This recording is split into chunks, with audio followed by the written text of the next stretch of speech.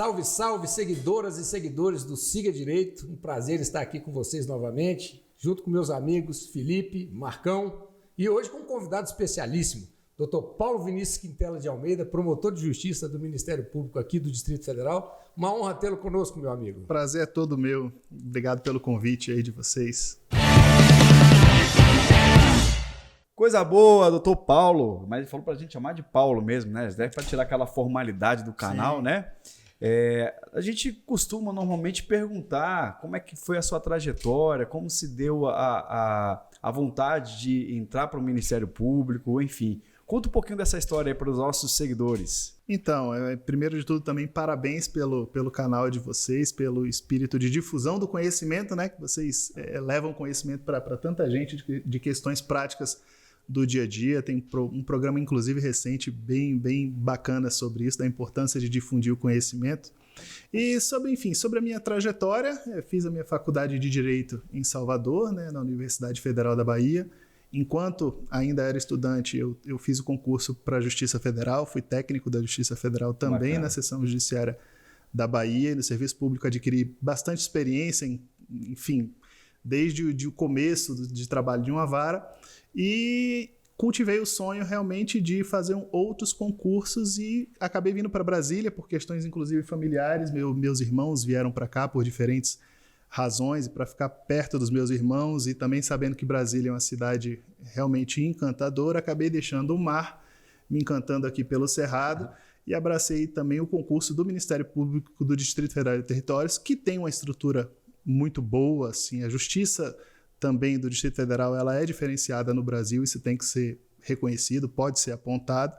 E, enfim, passei no concurso em 2005, lá se vão alguns anos, né?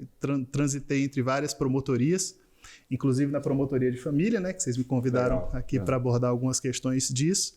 E foi essa a minha trajetória, tem sido essa no MPDFT. Muito bom. Você foi primeiro técnico judiciário, é isso? Sim, analista depois? Sim, meu concurso de técnico judiciário foi de 1996. Não era nem nascido. Mas deve... Nasci uns 2 anos depois.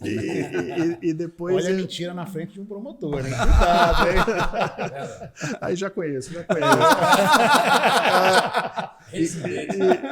E eu fiz o concurso de analista judiciário também da seção judiciária do Estado da Bahia em 2002. E foram esses os cargos antes de ser promotor de justiça. Promotor. Aí foi pro Tribunal Estadual, no caso? Ou era federal também? Não, na mesma seção judiciária. Mesma seção, que legal. Seção judiciária do Estado da Bahia. Bom, Paulo, na qualidade de promotor de justiça, né, as pessoas têm muitas dúvidas a respeito do papel do Ministério Público, principalmente naquelas ações que envolvem direito de família. Qual é a finalidade da participação do Ministério Público nesse tipo de processo? Bom, na verdade, o pessoal tem dificuldade de compreender o próprio papel do Ministério Público em si, né? Inclusive, dentro do próprio Ministério Público também existe uma discussão, né? Uma busca de uma identidade ou de afirmação. No passado já foi de mero parecerista de luxo, né? Inclusive, algumas pessoas ainda hoje têm essa impressão, né? Que o Ministério Público é um assessor do juiz que faz um parecer de luxo para uma determinada tomada de decisão. Mas, na verdade, a Constituição Federal de 88 deu várias funções relevantes ao Ministério Público enquanto instituição. Dentre essas várias funções, aqui no que a gente está conversando do processo de família, tem a função de fiscal da ordem jurídica. Então, o Ministério Público exerce esse papel dentro dos processos. E a defesa ali, observar que estão resguardados e garantidos os direitos dos incapazes. É o guardião, no caso, né? É o guardião do direito dos incapazes. O que não quer dizer que seja o defensor dos incapazes, que às vezes as pessoas também confundem isso e acham, não, o Ministério Público quer ver exclusivamente o lado do menor e vai buscar de tudo para atender aquilo que o menor está pedindo. Não, porque justamente como a gente tem essa responsabilidade com a ordem jurídica também, a gente não fica preso àquilo que o menor ou o incapaz pede. A gente tenta ver e, eventualmente, até se pronuncia contrariamente àquilo que o menor está pedindo por acreditar, por exemplo, que não tem amparo na ordem jurídica. Até porque no direito deve existir um equilíbrio, né? Sem dúvida, sem dúvida. Sim, com certeza. Eu acho que isso é importante a gente deixar claro, porque muita gente acha que o Ministério Público ele tem aquele papel de acusação. Sempre acusar, acusar, acusar. E não é bem assim. ele resguarda um pouco o direito e tenta igualar de forma que fique bom para ambas as partes. Podemos dizer assim? Podemos sim, e sempre buscando aquilo que é justo, aquilo que está dentro do ordenamento jurídico. É legal. Paulo, traz pra gente aí alguns casos emblemáticos que você tenha vivenciado a respeito de, por exemplo, vamos tocar num tema aqui que é um tema novo para o direito, mas é um tema bastante interessante, que é a guarda dos animais domésticos, dos pets, dos famosos pets, né? Os casais têm brigado por causa da guarda dos bichos, né? Sim, Mais um motivo agora para haver brigas, né? Nossa, na verdade, realmente, nos processos de família, é um pouco daquilo que a gente vê mesmo até de fora, casos de família. Programa do Ratinho. Novela. Às vezes acaba querendo descambar para isso. Então, se não tiver uma condução firme por parte do magistrado, um equilíbrio também por parte do Ministério Público, acaba indo facilmente para esse lado. Porque as emoções estão realmente à flor da pele. Quando o ser humano está magoado, está triste, acaba embotando um pouco o raciocínio, a pessoa perde a razão. E aí é fácil ter discussões sem fim. É impensável a gente falar de guarda compartilhada para pet? Não é impensável, não. O que acontece especificamente sobre a guarda compartilhada dos animais domésticos, né, que vocês estavam falando ali, o Virgílio perguntou. Os animais eles eram tratados como coisas. Na verdade, ainda são, aos olhos da lei, do Código Civil, bens semoventes. Então, um cachorro, um tijolo, um saco de cimento, dá no mesmo. Terminou o casamento, eles vão, por exemplo, não, o cachorro é meu, eu comprei e ainda tem um agravante. Como é que você vai dividir o cachorro? Vai partir o cachorro no meio como a solução salomônica? Não dá. Então, durante muito tempo se tratou como realmente coisa e só. Mas a própria jurisprudência, ainda não está na lei, mas a jurisprudência já está tratando os animais como serem sencientes, reconhecendo que os animais têm sensações de dor, de afeto, de medo. Então, você não pode reduzir um animal a um estado de coisa.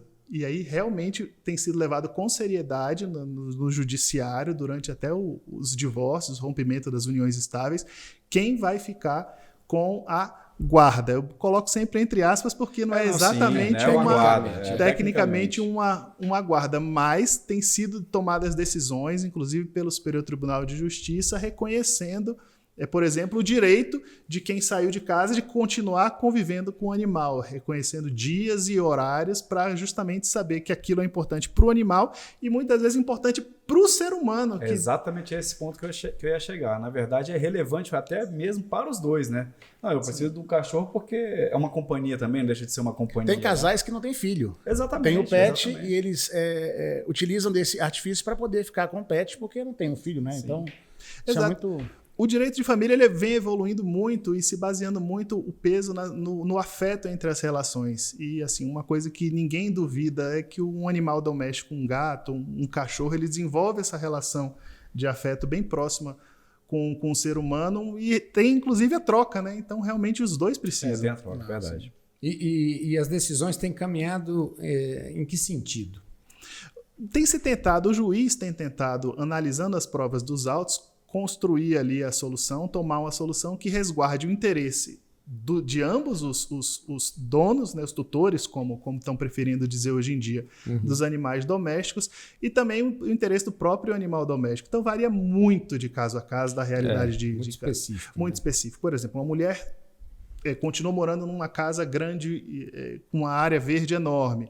O homem foi para uma kitnet de 25 metros quadrados. O cachorro é um Rottweiler. O cachorro é um Rottweiler. Então, você não vai colocar uma semana o cachorro em cada ambiente. Verdade. Mas como, então, fixar dias e horas para esse homem conviver com seu animal em algum lugar? Então, as soluções, elas realmente são bem caso a caso. Mas o judiciário faz essa análise? Sim, faz essa análise. Legal, isso aí é interessante. E tem uma coisa muito legal, Paulo, desculpa te interromper, eu até fiz um post sobre isso recente. As pessoas não sabem, mas é possível registrar um pet em cartório. Sim. Um cartório de títulos e documentos. Você faz o registro desse animal Pode colocar, inclusive, Um chip. foto. Um chip também. Chip do animal. Você pode colocar ali quem é o proprietário, né? Quem é o dono daquele bichinho. Porque, por exemplo, às vezes o pet foi adquirido antes do casamento pela esposa, por exemplo. Então é dela, aquele bichinho é dela. Aí ela se casa, obviamente, vai morar junto com o marido e o pet vai junto, né?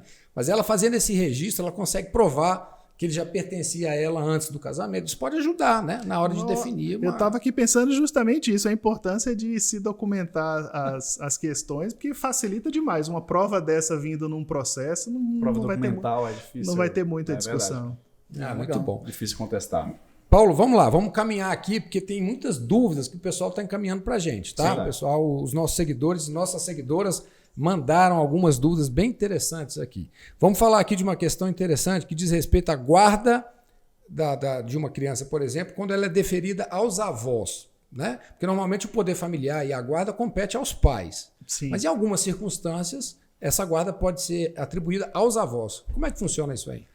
Na verdade, a questão da guarda aqui, realmente, de novo, eu dou os parabéns para vocês, porque eu sei que também vocês já discutiram num episódio anterior e foi bem, bem rico, mas é uma questão que dá para realmente conversar por dias, porque os próprios operadores do direito manifestam dúvidas sobre a tal da guarda.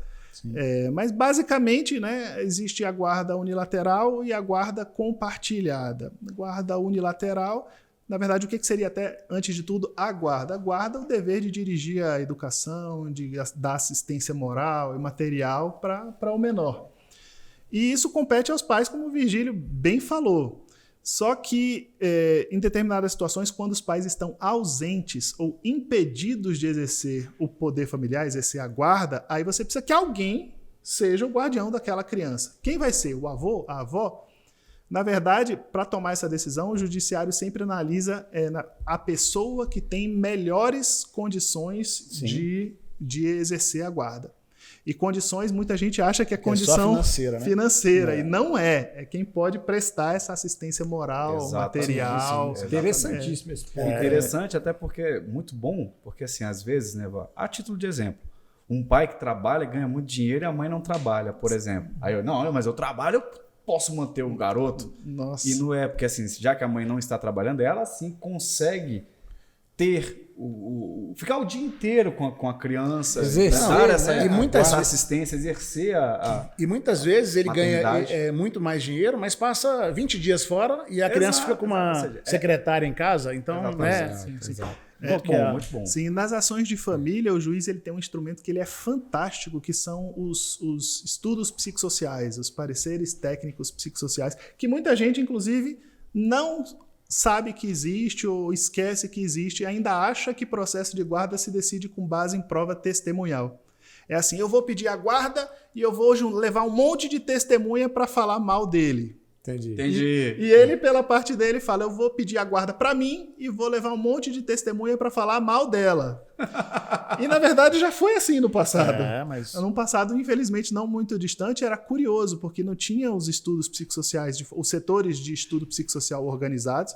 E aqui eu faço uma ressalva que eu estou falando especificamente do Distrito Federal, que, como eu falei, é pequeno e tem uma estrutura muito boa. Tem um orçamento grande. Eu sei que em outros lugares do Brasil, infelizmente, ainda não é assim.